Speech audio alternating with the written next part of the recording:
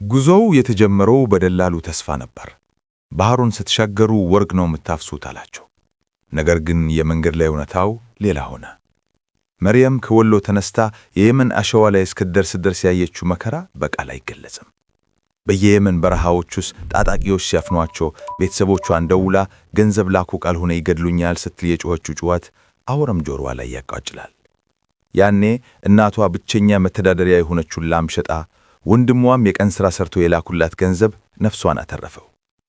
በዚያን ዕለት መርየም ለራሷ እንዲህ ብላ ማለች፣ ይህንን ውለታችሁን በወርቅ ከፍላለሁ። በመጨረሻም ሳውዲ አረቢያ ገባች። ሥራው ግን ወርቅ መቃረም አልነበረም። ከጠዋቱ 15 ሰዓት እስከ ሌሊቱ 6 ሰዓት ድረስ የአረብ ቤት ማጽዳት፣ ልጆችን ማሳደግ እና ክፉ ቃላትን መቻል የዕለት ተዕለት ተግባሯ ሆነ። እጆቿ በኬሚካል ብዛት ሳሱ፣ ወገቧ በሥራ ብዛት ጎበጠ። ቢሆንም ግን በየወሩ የምታገኘውን ደመወዝ ሳትበላና ሳትጠጣ ትቆጥባለች። ለራሷ የምትገዛው አንድ ሳሙና ብቻ ነበር። የቀረውን ሁሉ እናትዬ ቤት ትስራበት፣ ወንድሜ ለወደፊቱ የሚሆን ሱቅ ይክፈትበት በማለት በተማኝነት ወደ ሀገር ቤት ትልካለች። በየሳምንቱ ወንድሟ ደውሎ መሪዬ ገንዘቡ ደርሶናል፣ መሬት ገዝተናል፣ ቤቱንም እየጀመርነው ነው፣ አታስቢ፣ ሁሉም ነገር ሰላም ነው ይላታል። መርየም በእንባ ታጥባ አመሰግናለሁ ፈጣሪዬ ትላለች። ድካሟ ሁሉ እንደ በረዶ ይቀልጣል። 5 ዓመት አለፉ። መርየም የላከችው ገንዘብ ከ2 ሚሊዮን ብር በላይ ሆኗል። አሁን ይበቃሻል ተመለሺ ያሏት። በጉጉትና በደስታ ተሞልታ ወደ ሀገር ቤት በረረች። ቦሌ አውሮፕላን ማረፊያ ስትደርስ ወንድሟንና ቤተሰቧን ባይኗ ብትፈልግም ማንም አልመታም። ብቻዋን ወደ መንደሯ ተጓዘች። ልቧ በደስታ ይመታል።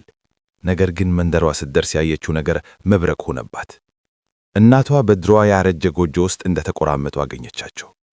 እናትዬ ቤቱ የት አለ? የገዛነው መሬትስ? ስትል በድንጋጤ ጠየቀች። እናቷ በእንባ እየታተቡ እንዲህ አሏት፣ ልጄ ወንድምሽ መርየም በየመን በረሃ ሞታለች ብሎ ነገረን። የላክሽውን ገንዘብ ሁሉ በየመጠጥ ቤቱና በየጭፍራ ቤቱ ጨረሰው።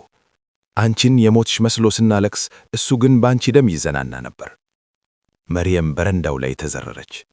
በበረሃው ያየችው ጥም፣ በአረብ ቤት የፈሰሰው ላቧ፣ የቆሰሉት እጆቿ ሁሉ በአንድ አፍታ ታዘሟት። በበረሃው ሲኦል የተረፈው ነፍስ በሀገር ቤት ሌቦች ተሰበረ። ወንድሟን ስታገኘው ግን የሚሰማው ጸጸት አልነበረውም። ደላሉ ነው ያታለኝ እያለ ሌላ ውሸት ይደረድራል። መርየም ያኔ ተረዳች። የበረሃው ፀሐይ ያቃጠለው ቆዳዋን ብቻ ነበር። ቤት ውስጥ ሌቦች ግን የገደሉት ተስፋዋን ነው። ዛሬ መርየም በከተማው ጎዳና ላይ ትዞራለች። እብድ አይደለችም፣ ግን ዝምተኛ ሆናለች። በኪሷ ውስጥ አንድ የሳውዲ ሪያል ሳንቲም ብቻ ይዛ ይህች ናት 5 ዓመቴ እያለች ለራሷ ትናገራለች። የበረሃው ሲኦል ያልጨረሳት እህት በተማኑ ሰዎች ክህደት በቁሟ ሞተች። ይህ ታሪክ በሺዎቹ ኢትዮጵያውያን እህቶች በየቀኑ የሚኖሩት መራራ እውነታ ነው። ልፋታቸው ለሌላው ድልድይ ሲሆን፣ ቤተሰብም ደግሞ አንዳንድ ጊዜ የክህደት ምንጭ ይሆናል። ዛሬም መርየም በከተማው ጎዳናዎች ላይ ትዞራለች። እብድ አይደለችም፣ ግን ነፍሷ ውስጥ ትልቅ ስብራት አለ። የበረሃው ፀሐይ ያልገደላት እህት በወንድሟ ክህደት በቁሟ ሞተች። የዛሬው ታሪካችን ለሁላችን ትልቅ ትምህርት ነው።